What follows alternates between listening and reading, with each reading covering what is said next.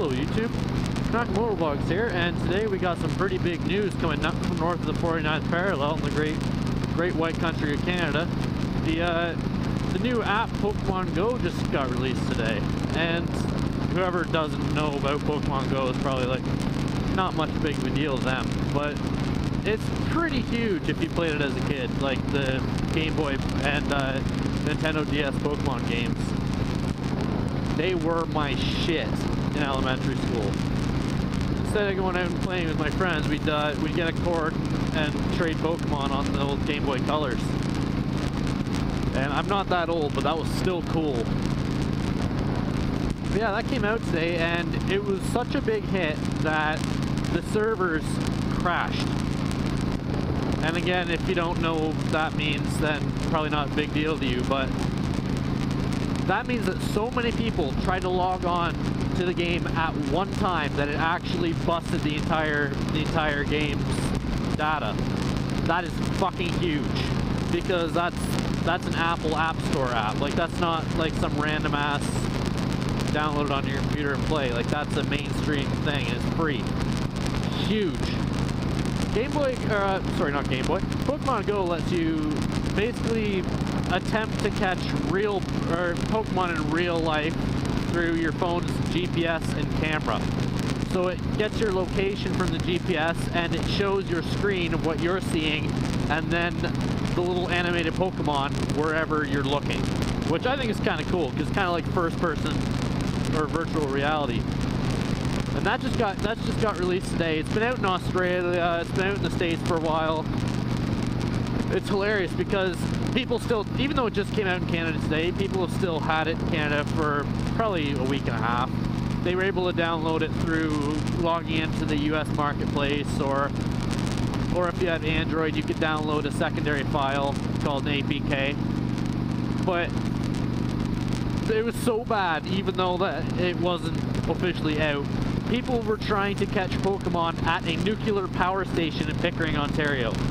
That's an armed facility. And people were trying to catch Pokemon on the inside fences. They had to put out, the city of Durham had to put out a public service announcement saying that if anybody has Pokemon Go, not to try and catch Pokemon in the armed facility of the Pickering nuclear station. Like, that's just awesome. The fact they had to say that. Leave it to the absolute brilliancy of some people to try and catch Pokemon on an app in an armed facility.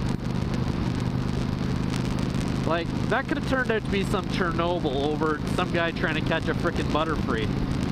But anyway, that's none of my business. But it just came out today, so I'm just waiting for a whole rash of crap to come across the news, because I know a couple people have had some issues with it. Some people have been robbed through Pokemon Go. Someone set up a lure, like in the game, so that Pokemon would go to it. But it also tracks people trying to catch Pokemon. And, oh, fucking glove. Whatever. It'll flop for a while. No, I'm gonna get it. Oh, you guys, I hope you saw that, because I just went to get one glove and the other one came off. But anyway, I wonder how many people will have luring issues with the Canadian release of Pokemon Go. I think it's pretty awesome. Like, a couple of my friends got the illegal one. Well, I shouldn't say illegal because there's technically no laws against it. But they had the pre-release version, and they're having some pretty good fun. One guy's house turned into a Pokestop. I don't know who did that, but his house was a Pokestop, so every day he could just like swipe on the little image of his front door, and he'd get free shit through the game. Me, I have to go across the road to the corner, or to the curling club, or down to the road to the United Church. But his house is a stop. I don't know who did that, but that's pretty freaking cool in my opinion, or pretty freaking dangerous, because that means that a whole bunch of people glued to their phone are gonna come see this little icon on the map and walk up to his front door and just rip off his Wi-Fi. Honestly, I wouldn't be surprised if my house turns into one. We've had people steal our Wi-Fi for years, before stealing Wi-Fi was easy. We just run it off just straight off the internet. Like, we don't have a home computer anymore. We just run laptops and tablets and stuff because there's no point in having a desktop anymore. But because we don't have a desktop, when we set up the router, we did. And we can't change the password or add a password. So we have free open Wi-Fi at my house. Which I can absolutely guarantee someone is going to realize that and put a Pokestop on my front door. Absolute guarantee. It is going to happen. So we'll see how that happens when it gets there. I really hope it doesn't, but at the same time I do, because hey, free shit for me. But if you guys have any opinions on what you think will start going on with the whole Pokemon Go thing in Canada, feel free to drop some knowledge in the comment section below. I'd love to hear your opinion because I think the game's awesome, but I do see where things can go wrong. Things already have gone wrong. Like, people were walking around in a closed armed facility to try and catch Pokemon. That's beyond funny. And actually really sad at the same time that people would risk it for the biscuit like that. Like, they will not hesitate. Like, that is an extremely dangerous facility if someone breaks into it. My parents as kids actually had to perform, after the Chernobyl incident in the 80s, they had to do meltdown drills. So like you guys probably do fire drills and maybe a code red drill or two, like if there's an armed intruder in a school. They had to do power plant meltdown drills. They had to hide under their desk, put their hands over their head. This was back in like Cold War era, like 80s. So if anyone was going to try and get Canada, they'd just blow up Pickering, because that's a big facility. But it would not surprise me if the security gets a little bit more intense there. I never in a million years would I thought anyone would try and sneak in to catch Pokemon, but I was stood completely wrong, and I'll accept that. People surprise even me. But yeah, if any of you guys have any funny stories about what people will do for catching little animated Pokemon on their screens, drop some knowledge below and I would love to hear about it. It's absolutely hilarious that people would even consider going into an armed power facility to try and catch little digital creatures. I don't even think you can battle in Pokemon Go except for like registered gyms, which by the way the Oakwood Library is one of them. Found that out. Just found that out today because it just came out today. I downloaded it right when I knew it came out, and apparently so did millions of other people, hence why the servers crashed like crazy. Honestly, I think it's pretty awesome that it came out. It's extremely nostalgic for anyone who grew up in the early 2000s, or actually all the way through the 2000s, because there was the Game Boy Advance SPs, like they had Pokemon Ruby Red, Leaf Green, Sapphire.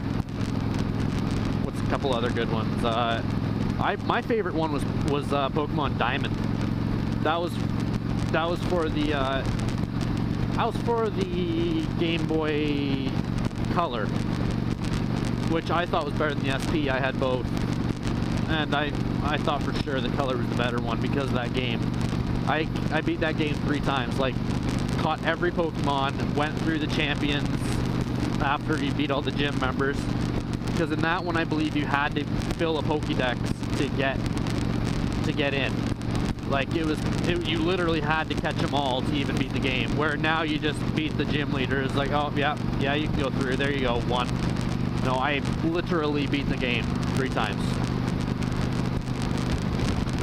and I managed to do that well, balancing a healthy lifestyle. Which I'll brag about that. Beat Pokemon Diamond 3 times and still played hockey every week. Did my homework for the most part, unless it was math. Screw math homework. If anyone younger in school is watching that, please don't take that advice. It's a bad move. Stay in school. The only math homework the only homework you don't really have to do is like music and shit. If you have homework in music, that's pretty damn sad.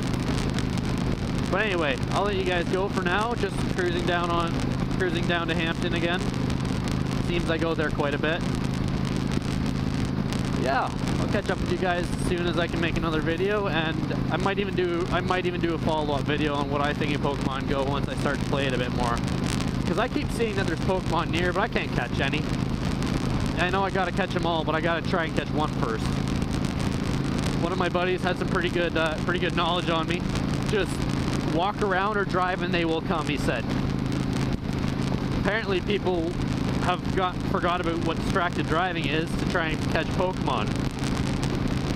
On the screen, the loading screen of the game, it actually says stay alert of your surroundings, and it shows the little, like the animated figure walking along looking at his phone, and then a giant ass, oh I forget what they're called, the big giant blue things in the water. Oh, Gyarados, that's what they're called. One of those buggers trying to get him on a bridge. I thought that was pretty effective. It worked for me, but doubt it'll work for anyone else. One city in the US, they've had it for a while, had actually put a billboard on a highway that says, "Don't Pokemon and drive."